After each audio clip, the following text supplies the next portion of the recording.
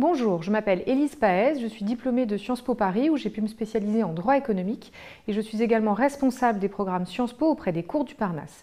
Je vais vous parler aujourd'hui des différentes modalités d'entrée au collège universitaire de Sciences Po Paris.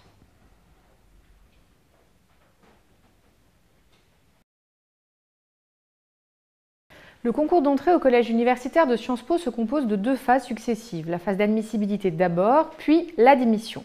Alors, sur l'admissibilité, deux étapes qui sont très distinctes. Le dossier de candidature d'un côté et d'un autre côté, les épreuves écrites à proprement parler. Sur le dossier de candidature, le candidat doit fournir un certain nombre d'éléments à Sciences Po avant la fin du mois de décembre ou au tout début du mois de janvier. D'abord, des éléments purement académiques, à savoir les notes qu'il aura obtenues en seconde, en première et le premier trimestre de terminale. Il devra également donner les notes obtenues au baccalauréat anticipé, donc à la fin de la première. À ces notes, donc purement académiques, s'ajoute une lettre de motivation. Je viens expliquer pourquoi j'ai candidaté à Sciences Po, pourquoi à ce programme en particulier et pourquoi est-ce qu'il faut qu'on me prenne moi et pas un autre. Je vous invite très fortement à aller visiter le site de Sciences Po Paris qui est très complet sur ce sujet pour voir les différents programmes qui sont proposés par le collège universitaire. Enfin, la dernière partie du dossier se compose de questions, 4 ou 5, auxquelles doivent être apportées des réponses courtes, précises et limitées, qui ont pour objectif de cerner la personnalité du candidat au travers de ses activités extrascolaires et de voir si son profil colle vraiment avec ce fameux profil Sciences Po. Certains auront la chance de disposer d'une dispense des épreuves écrites, ceux surtout qui ont obtenu au cours de leur scolarité au lycée de très bonnes notes académiques. Mais cette dispense ne bénéficie finalement qu'à très peu d'étudiants et surtout, ils n'en sont avertis qu'une quinzaine de jours avant le début des épreuves écrites. La plupart donc devront passer la deuxième épreuve d'admissibilité qui consiste en différentes épreuves écrites. Alors ces épreuves écrites, quelles sont-elles? Vous en avez 3. Elles se déroulent en général à la fin du mois de février, au début du mois de mars, sur une journée et demie, dans un centre d'examen en région parisienne. La première, histoire. C'est une épreuve en 4 heures avec une partie composition, une partie étude de documents qui porte exclusivement sur le programme de première commun à l'ensemble des séries, donc Le Monde, jusqu'en 1945. La deuxième épreuve, elle, se déroule sur 3 heures, une option. 3 options sont proposées, mathématiques, sciences économiques et sociales ou littérature et philosophie. Je précise tout de suite que le choix de l'option est indépendant de la filière d'origine. Néanmoins, il est quand même conseillé de choisir une option qui correspond au parcours suivi en parallèle au lycée. Enfin, la troisième épreuve est l'épreuve de langue. Elle se déroule sur 1h30. Contrairement à ce qui était le cas auparavant, elle n'est plus éliminatoire. Et elle se compose de 2 parties, une partie compréhension, une partie expression qui visent à, en tout cas, vérifier la qualité de langue du candidat. À l'issue de l'ensemble de ces épreuves, donc, le dossier de candidature se voit attribuer une note A, B ou C.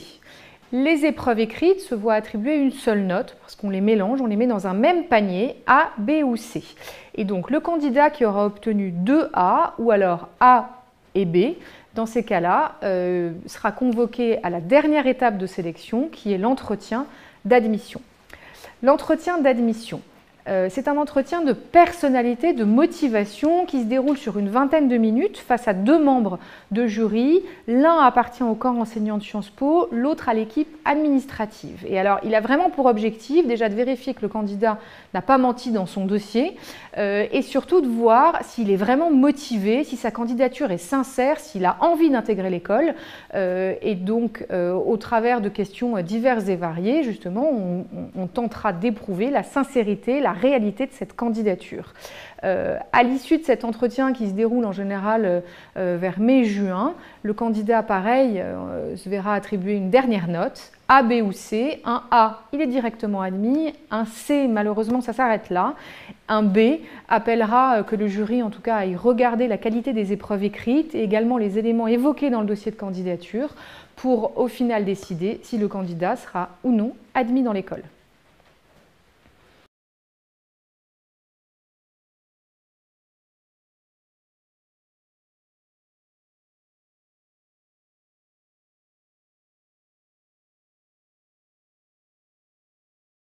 avec une partie composition, une partie étude de documents qui porte exclusivement sur le programme de première commun à l'ensemble des séries, donc Le Monde, jusqu'en 1945. La deuxième épreuve, elle, se déroule sur 3 heures, une option.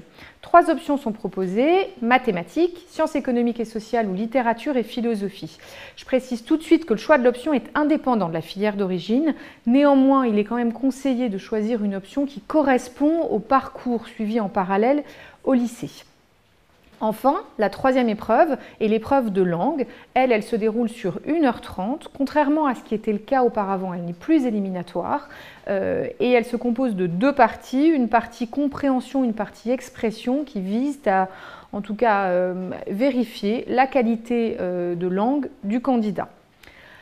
À l'issue de l'ensemble de ces épreuves, donc, le dossier de candidature se voit attribuer une note A, B ou C. Les épreuves écrites se voient attribuer une seule note parce qu'on les mélange, on les met dans un même panier A, B ou C. Et donc le candidat qui aura obtenu 2 A ou alors A et B, dans ces cas-là, sera convoqué à la dernière étape de sélection qui est l'entretien d'admission. L'entretien d'admission. C'est un entretien de personnalité, de motivation qui se déroule sur une vingtaine de minutes face à 2 membres de jury. L'un appartient au corps enseignant de Sciences Po, l'autre à l'équipe administrative. Et alors, il a vraiment pour objectif déjà de vérifier que le candidat n'a pas menti dans son dossier. Bonjour, je m'appelle Élise Paez, je suis diplômée de Sciences Po Paris où j'ai pu me spécialiser en droit économique et je suis également responsable des programmes Sciences Po auprès des cours du Parnasse. Je vais vous parler aujourd'hui des différentes modalités d'entrée au collège universitaire de Sciences Po Paris.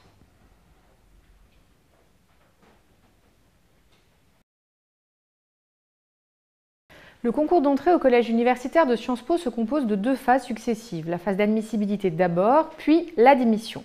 Alors, sur l'admissibilité, 2 étapes qui sont très distinctes. Le dossier de candidature d'un côté et d'un autre côté, les épreuves écrites à proprement parler. Sur le dossier de candidature, le candidat doit fournir un certain nombre d'éléments à Sciences Po avant la fin du mois de décembre ou au tout début du mois de janvier. D'abord, des éléments purement académiques, à savoir les notes qu'il aura obtenues en seconde, en première et le premier trimestre de terminale. Il devra également donner les notes obtenues au baccalauréat anticipé, donc à la fin de la première.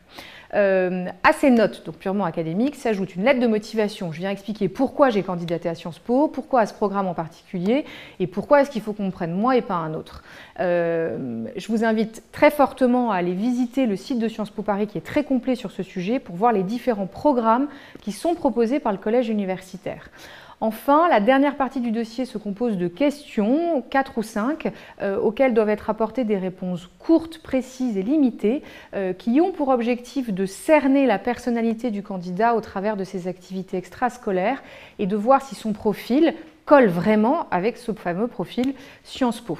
Certains auront la chance de disposer d'une dispense des épreuves écrites, ceux surtout qui ont obtenu au cours de leur scolarité au lycée de très bonnes notes académiques. Mais cette dispense ne bénéficie finalement qu'à très peu d'étudiants et surtout, ils n'en sont avertis qu'une quinzaine de jours avant le début des épreuves écrites. La plupart donc devront passer la deuxième épreuve d'admissibilité qui consiste en différentes épreuves écrites. Alors ces épreuves écrites, quelles sont-elles? Vous en avez 3. Elles se déroulent en général à la fin du mois de février, au début du mois de mars, sur 1 journée et demie, dans un centre d'examen en région parisienne. La première, histoire. C'est une épreuve en 4 heures.